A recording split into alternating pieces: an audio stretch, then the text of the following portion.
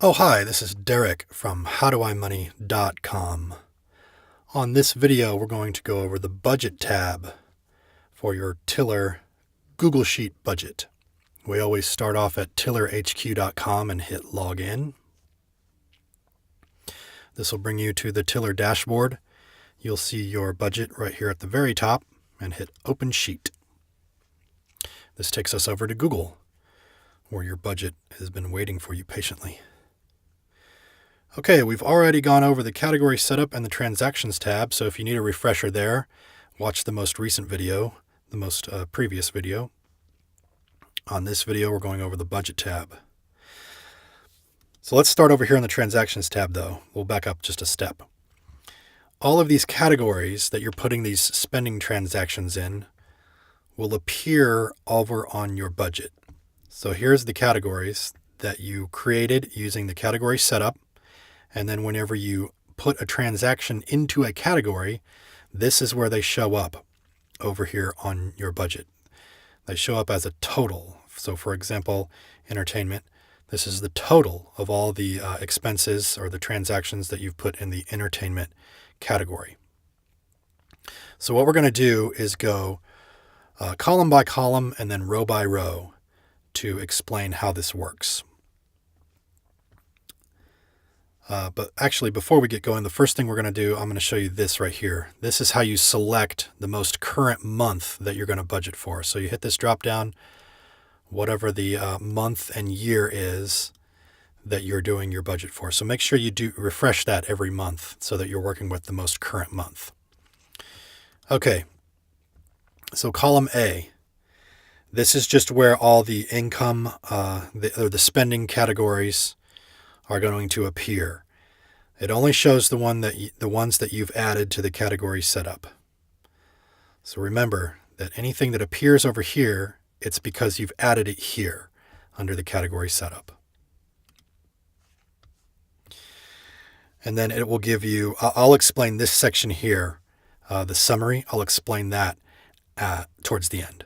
So we're starting from row 13 down. So those are all the categories. On row B, this is what actually happened throughout the month. So row B is where this Google Sheet is adding up all of the spending categories, all the spending transactions that you've already spent and categorized throughout the month. Now, if they're blank, that's because you haven't you haven't put any of the transactions into that category yet. So for example, in this month, we haven't had any car repairs yet. So if we don't have any for the entire month, then at the end of the month, this will just be zero. It'll be blank, which means it's zero. But let's say for childcare, we've added up several charges on childcare, and they're pulling over here from the transactions tab into the budget as a total. So then, for example, also for groceries, it's pulled several transactions, added them all up, and put a total here under groceries. One thing I should add real quick is not to type anything into these cells that are white. The only thing that you type into or add any information are the ones that are green, because these other ones have a formula in there. You don't want to mess that up. Okay, so that's column B here. This is what's actually happened throughout the month. And since I'm doing this, I think on towards the end of the month, not all of these categories have something in it, but most of them are filled out. For example, we haven't paid our water bill yet, so there's nothing there yet, but at the end of the month there will be. Okay, so that's column B. Column C is your budget. So at the beginning of the month, before the month even starts, you'll want to fill out your budget. So you should know fairly accurately what your income is going to be. So you put it in here. And then you just go down the line and put a budget for all of these different categories. So car gas, we budgeted $200. And then since we're almost finished with the month, we're almost there. We've spent $150. Car insurance doesn't change every month, so we know how much our car insurance is going to be. So when we do a budget, we know it's going to be $108. Here, church giving, it hasn't come out of our account yet, so that's why that's blank, but we know that we're going to spend $250 there. Electricity, we're guessing that it was going to be $100. We were pretty close. It was $99. Here, entertainment, we guessed we were going to spend $300. We spent a little bit more because we bought concert tickets.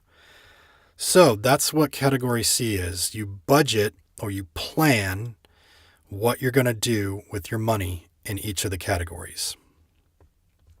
Over here in the difference column, this is where this budget sheet automatically subtracts the two here, and it shows you the difference. So, for example, we planned on spending $50 on Amazon. We only spent $2, so we're ahead by $48. So this shows positive $48. On the ATM withdrawals, we were right on. We planned on withdrawing $100. We did withdraw $100, so it's $0. Let's see.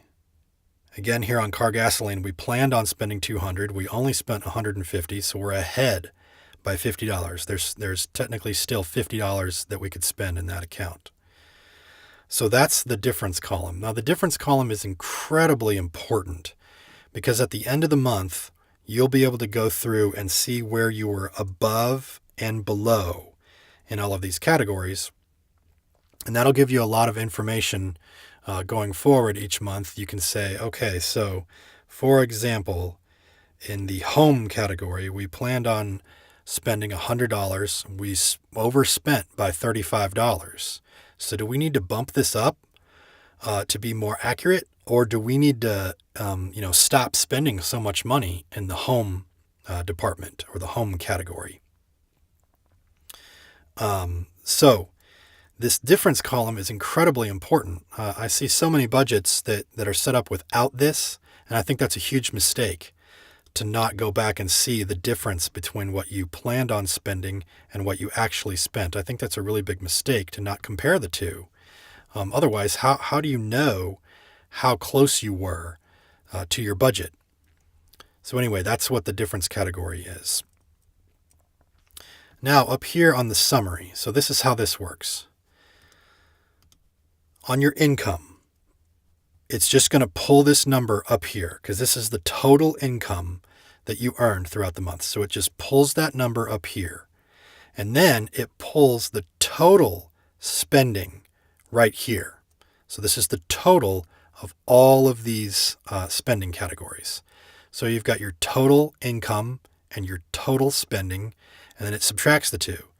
So right now, and this is the actual, so this is what has actually happened this month. We've actually made this much. We've actually spent this much. So our cash flow is positive $1,700. We still have, we've spent $1,700 less than we've made. So if we've overspent, let's say that this number was $7,000. So our budget was $6,700 on the income, and we spent over our income, then this would be a negative number. Our cash flow would be negative, but in this case, it's positive. And again, since the month isn't over yet, what will likely happen is a couple of more bills will come in and we'll spend a little bit more money, and this number will go up because our spending will go up for the rest of the month, and this number will go down to, say $1,000 or $500 or whatever it will be at the end of the month. So that's the summary here for the actual, what's actually happening in your bank account. For the budget, this pulls from here. It just pulls the total income that we budgeted that we were going to make this month, and it pulls it right here. Spending, it pulls the total of the rest of your spending budget for the rest of the month. It adds it all up and gives you a total. So in this case, on our budget, we budgeted to spend, to have a positive cash flow of $1,071. So as long as we hit our budget, this is what will actually happen. So going forward, the rest of the month, hopefully this will eventually be around $1,000 so that we hit our budget fairly close. Okay, and then in the difference column up here for the summary, let's say that we budgeted to earn $7,000. So I'll just change this really quick. So it pulls that up here, and it means that we budgeted to earn $7,000. We earned less than $7,000, $6,717. And so what happens is it'll say, hey, what you're budgeting is going to happen and what actually happened didn't match up. You were behind by $283. So let's say that we budgeted that we were going to earn $6,000. It pulls this up here. It says that you budgeted to earn $6,000. You earned more because this is what actually happened. So the difference is positive. So you actually earned more than you budgeted to earn. Now on the spending, let me change this back to 6717. Okay, so on the spending for your budget, this right here, cell C10, that is the total of all the money that you budgeted to spend for the month. So then what happens is it compares it to what you actually spent, and it shows you the difference. So right now, we are ahead by $721. We've got $721 to go until the end of the month. So we planned on spending $5,664.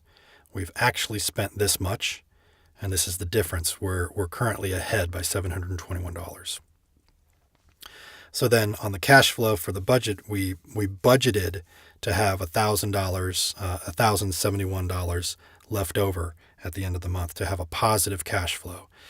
So what could happen is, let's say that you budgeted to only make, oops, don't type into that one, remember. Yeah, if you try to type into something, it'll give you a heads up. So you can just hit cancel, and it won't override the formula that's in that cell.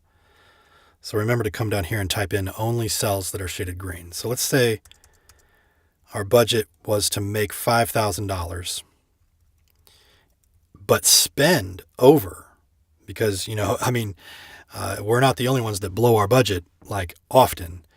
So we budgeted to earn $5,000 in this example, but we also budgeted to spend more than we earned. So we're going to be over by $646. That's what our plan is here. Hopefully you're not planning on spending more, but I know that life happens, and sometimes in any given month you do spend more than you've earned, and hopefully you've got like an emergency fund or some savings to cover it.